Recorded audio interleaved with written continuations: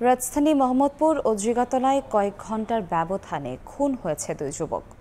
শুক্রবার রাত ৮টার দিকে মোহাম্মদপুরের দুর্গা মন্দিরের গলিতে নূর ইসলামকে কুপিয়ে আহত করে দুর্বৃত্তরা। এক পর্যায়ে তার দুটি মোবাইল ও ক্যামেরা নিয়ে পালিয়ে যায়। স্থানীয়রা তাকে উদ্ধার করে বাংলাদেশ মেডিকেলে নিয়ে যায়। অবস্থার অবনতি হলে ঢাকা মেডিকেলে নিলে চিকিৎসক তাকে মৃত ঘোষণা করেন। এদিকে রাত ১০টার কিছু পরে ধানমন্ডির যুগাতলা বাসস্ট্যান্ড এলাকায় ডক্টর মালিকা কলেজ ও বিশ্ববিদ্যালয়ের অনার্স তৃতীয় বর্ষের ছাত্র আলভি সহ কয়েকজনকে কুপিয়ে আহত করে দুর্বৃত্তরা। তাদের উদ্ধার করে ঢাকা মেডিকেল নিয়ে আসলে চিকিৎসক আলভিকে মৃত ঘোষণা করেন। ময়না তদন্তের জন্য মরদেহ দুটি মর্গে রাখা হয়েছে। এই মুহূর্তে ধানমন্ডির জিগাতলায় আছেন রিপোর্টার আবু সাইদ নিশান। আমরা সরাসরি যাচ্ছি তার কাছে। নিশান,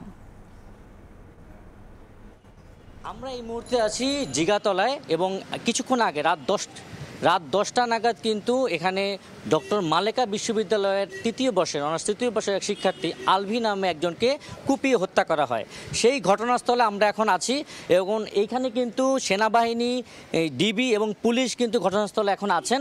এবং আমরা যেটা জানতে পেরেছিলাম যে এই নিহত যে শিক্ষার্থী আলভি, তিনি হল ডক্টর মালেকা বিশ্ববিদ্যালয়ের তৃতীয় বর্ষের শিক্ষার্থী এবং তারা 10-12 জন দুর্বৃত্তরা প্রথমে হাজারবাগ থানা এলাকায় দুর্বৃত্ত ধারালো অস্ত্রের আঘাতে জিগাতলা বাস স্ট্যান্ডে আড্ডা দেওয়ার সময় হঠাৎ 10-12 জন দুর্বৃত্ত এসে ডক্টর মালেকা কলেজ ও বিশ্ববিদ্যালয়ের অনার্স তৃতীয় বর্ষের ছাত্র আলভি আশরাফুল সহ কয়েকজনকে কুপিয়ে গুরুতর আহত করে। এ সময় স্থানীয় মানুষ ভিকটিমদের উদ্ধার করে জাপান বাংলাদেশ হাসপাতালে নিয়ে গেলে পরবর্তীতে উন্নত চিকিৎসার জন্য 11টা 5 মিনিটের দিকে তাদের ঢাকা মেডিকেলে নিয়ে গেলে কর্তব্যরত চিকিৎসকরা আলভিকে মৃত ঘোষণা করে। এবং এর আগে কিন্তু রাজধানীর মোহাম্মদপুর এলাকায়ও দুর্বৃত্তের ধারালো অস্ত্রের আঘাতে নূর ইসলাম নামে এক যুবক নিহত হন। তার কাছ থেকে ক্যামেরা ও ফোন ছিনতাই করা হয় এবং এই দুটি ঘটনার লাশ কিন্তু এখন ঢাকা মেডিকেল মর্গে আছে।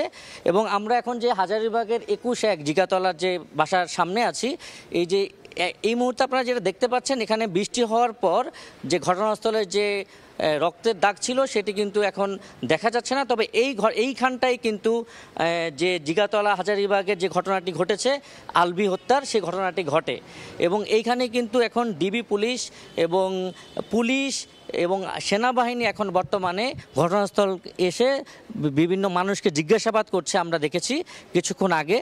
এবং হাজারীবাগের এই ঘটনাকে কেন্দ্র করে কিন্তু আমরা এর আগেও কিন্তু অনেকবার এই দুটি ঘটনার যে ঘটনা ঘটেছে এবং আমরা এই জিগাতলা হাজারীবাগে যে এসেছিলাম, এখানে যে আইন শৃঙ্খলা রক্ষাকারী বাহিনী তারা জিজ্ঞাসাবাদ করছে। এবং এই ছিল জিগাতলার সামনে থেকে আমার কাছে সর্বশেষ সংবাদ। রাজধানী ধানমন্ডির জিগাতলা থেকে আমাদের রিপোর্টার জানাচ্ছিলেন সবশেষ খবর।